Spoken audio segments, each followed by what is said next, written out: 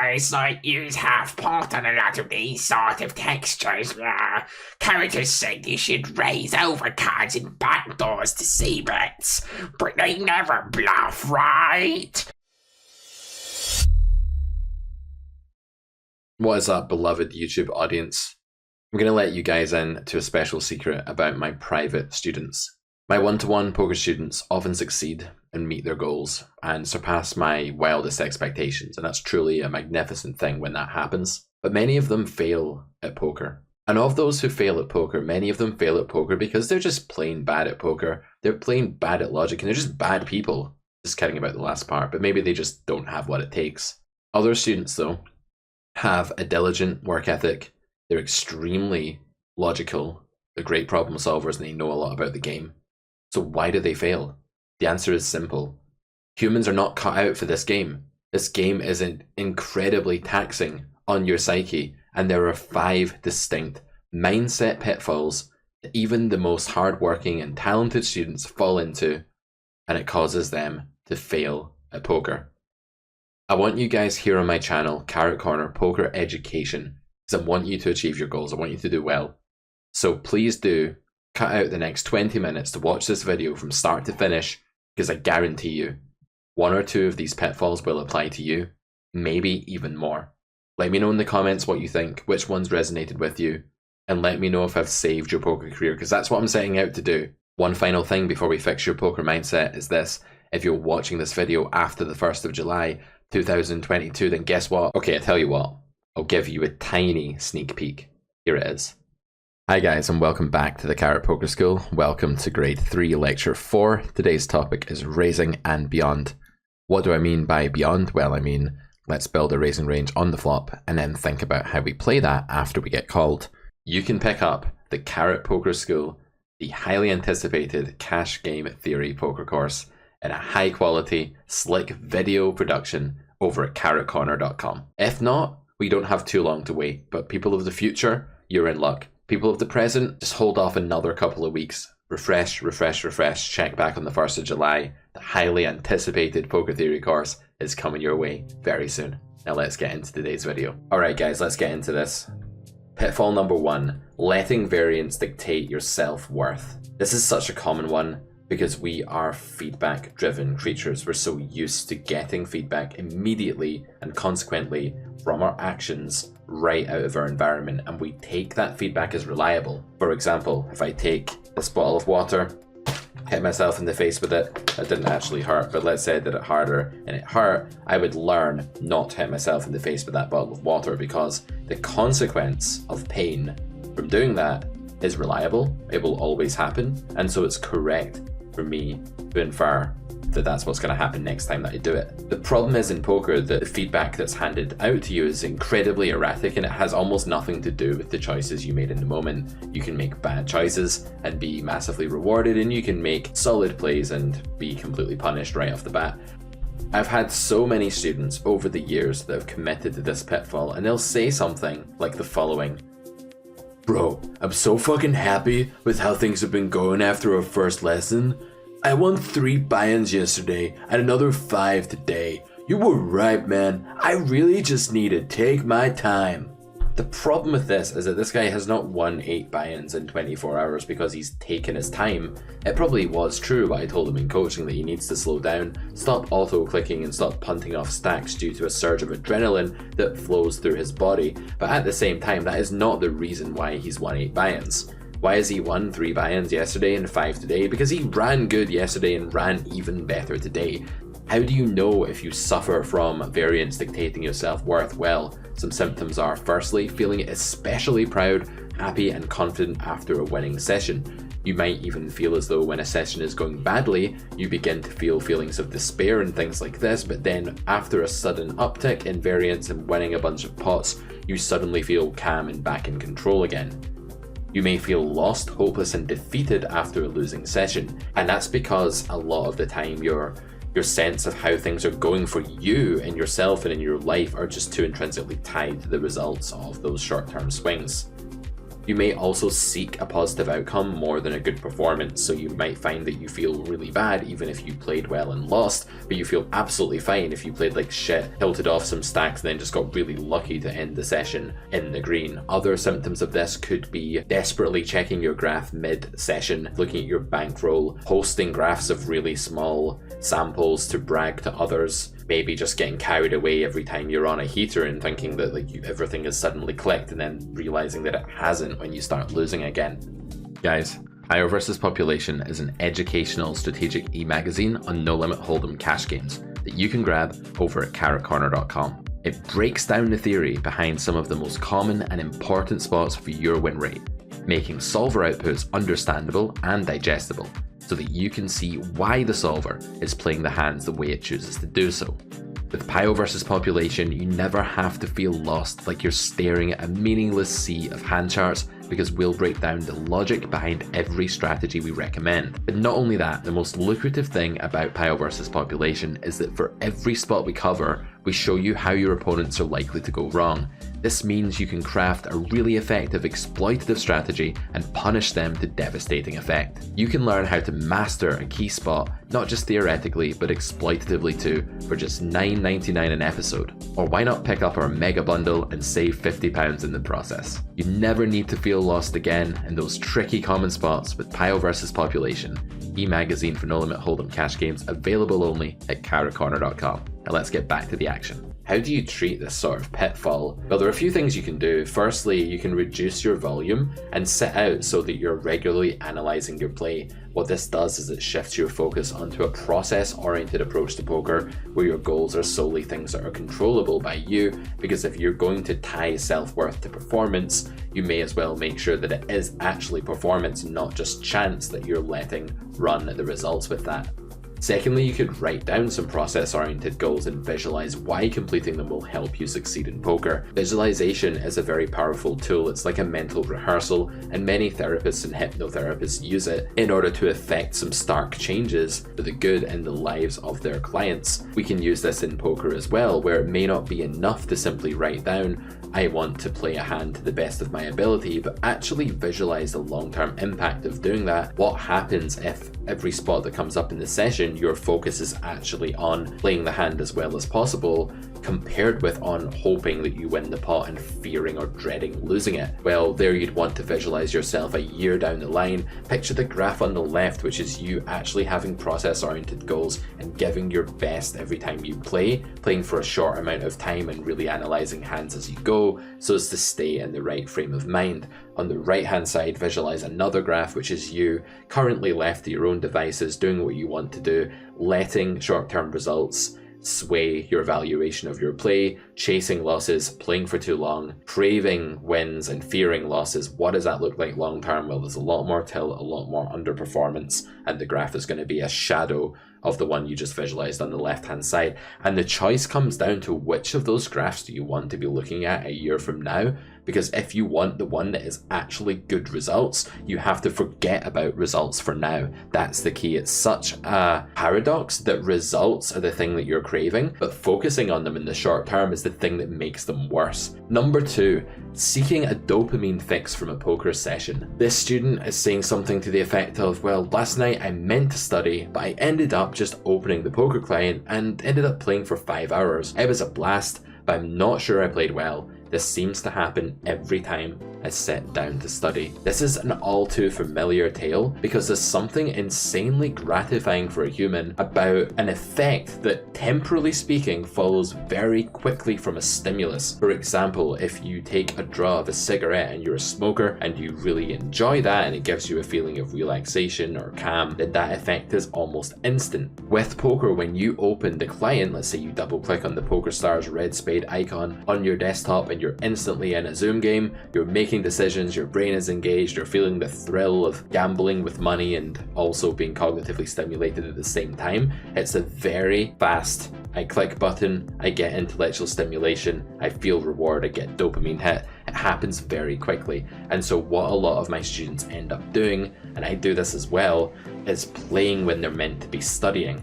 And this can go on indefinitely. You can actually end up cutting study sessions short because you're just so drawn to that quick hit of opening up the tables. The symptoms of this would be feeling like you cannot resist the urge to play, that sooner or later, even when you're not planning on it, you end up firing up a session. You may be playing more low quality volume as opposed to less high quality volume. It's better to put in less hands, especially when you're not yet an established winning player in your game, of a high quality that you can learn from and hold yourself accountable to, than it is to put in lots of sloppily, lazily played hands. But the student who is seeking the dopamine fix doesn't particularly care how well they play, because their main motivation is to feel gratification in the moment, and that doesn't require deep thought or any kind of analytical prowess. This is going to stop you studying poker. Students that fall victim to this pitfall have study schedules mapped out. They might think that they know what they need to do to work on their game, and when they don't sit down to do it, it seems achievable, but the minute they sit down and consider loading up the solver or trainer or training course that they're currently working on, before they know it, they're in a session clicking buttons. Treatment for this could be to create a rigid poker diary with a study to play ratio that you can stick to. Get some sort of app that actually logs how long you play for and how long you study for, and enter the data. Look at pie charts, see if you're achieving your goals, and make yourself accountable by making those goals visual. Humans are very visual learners. You could also set a timer and visualize yourself quitting when it goes off pre-session as part of your warm-up, so when the real timer goes off, you log straight out of the client and call it a day there. If a session is meant to be 30 minutes because you're going to spend the next 30 minutes analyzing the hands from that session, you're going to completely ruin your progress by playing for an extra 30 minutes instead, and then having to go to work or go to bed or whatever it is that was restricting your time there. Number 3, Parrot Learning, copying solvers, coaches, peers, etc. It's like use half-pot on a lot of these sort of textures. Characters said you should raise over cards in backdoors to see bets, but they never bluff, right? What's this guy doing, guys? What he's doing is he's copying things he's seen in a solver, from his peers, from a coach or instructor whom he admires, and he's not asking the critical question of why. If you don't ask why, you don't understand what's going on. It'd be a bit like me looking out my window, and instead of saying I can see a tree out there with some leaves, and the leaves are very green right now because it's the middle of summer, instead I start describing the exact atomical configuration of a tree, what atoms it's made of, without understanding what the object is. It's like not being able to see the forest through the trees, or whatever they say. So this is an epidemic because it's very tempting to do this. Simplifying to Parrot Learning makes things easier, because asking why is much more complex and off-putting at times, and it's a lot harder work than asking what. You're hearing these memories, right? These reconstructions of something you heard, and the problem is that when you learn like a parrot and you do copycat behavior like this, you end up actually applying things to the wrong spot, because if you don't understand the essence of why something is the case in a really complex game like poker, there could be two spots that look like they're similar, but they're actually completely different, and you need to avoid just blindly copying and pasting something from one spot to a different spot. Using solvers to tell you what to do but why is entirely useless. If this is how you use your solver, you're better off just ripping it up and throwing it in the garbage. When you load up Pio Solver and you say, oh Pio, please tell me that my play was okay. Oh, thank God it's doing that at 20% frequency. I'm allowed to make that call. And then you go in your Discord group and you're like, actually, the Pio Solver says that should be a call 20% of the time, so... Yeah, the problem is that you have 4% equity and you need 33 to call. The reason you have 4% equity is that your opponent's range is completely different to the range that the solver is using, because the solver is really smart and your opponent's really dumb. So you have to be super careful about these things. You cannot just copy solver strategies. One, they're too complex and intricate for you to possibly fathom. Secondly, you may not benefit by copying it even if you could, because the exploitative considerations of the spot may call for a different max EV strategy entirely. You may also look for answers, not explanations. If you find yourself posting a hand and saying, is this call okay? Or should I just fold here? These questions are terrible. They're not helping you understand how to solve that spot for yourself the next time. Being spoon-fed a bit of jelly doesn't teach you how to scoop the jelly up yourself with the spoon and put it in your own mouth. It just shows you how to open your mouth and eat it. The treatment is to find poker education that teaches you why. At the start of this video, I gave you a very brief teaser clip from the Carrot Poker School. I made the Carrot Poker School intentionally so that it was extremely explicit, it went into the whys of everything, it was fully comprehensive, and it left no stone unturned. If you can get yourself a formal poker education like that, then in my opinion you will be well on the road to debunking the Parrot Learning trap. Next up, you could reject anything you can't explain. Even if someone you respect says to you, oh by the way, you should fold there, if you don't understand why, it's not helpful to incorporate that into your web of poker ideas. You want every new nugget of information that joins your web of existing ideas to cohere well with those currently installed bits of wisdom. If it clashes or doesn't make sense, it's best to reject it until you've really got a good understanding of why. Finally, you can navigate between nodes and solvers to examine why certain plays are recommended. If you want to know why a certain hand check raises the flop, look at the EV of raising and compare it to the EV of calling and folding. Try to derive where that EV comes from by understanding what hands your opponent bets and then folds to your raise and why that makes it okay. That's just one example. You can do this for almost any spot imaginable. Number 4, hiding in study. I've had students that become recluses, and I'm going to show you one such thought process just now. The student may say something like, I'm worried that if I jump into a session, I'll just feel lost and confused. Note how I'm not impersonating the female characters in this PowerPoint, because I don't want to do a really high-pitched voice and sound ridiculous. I sound ridiculous enough anyway. I've made a 100-hour study plan that I'd like to complete before I play. This comes from the discomfort of feeling lost. We don't like feeling stupid, embarrassed, or that we don't know what we're doing. And when we sit down to play poker, almost regardless of how much we've actually studied, we often feel like our game is a plane that's taken off, but it's left all the passengers, i.e. the thought process, behind on the runway. We had all these ideas when we sat down to play, but suddenly they don't make sense anymore, they don't cohere well, and everything's a bit blurry.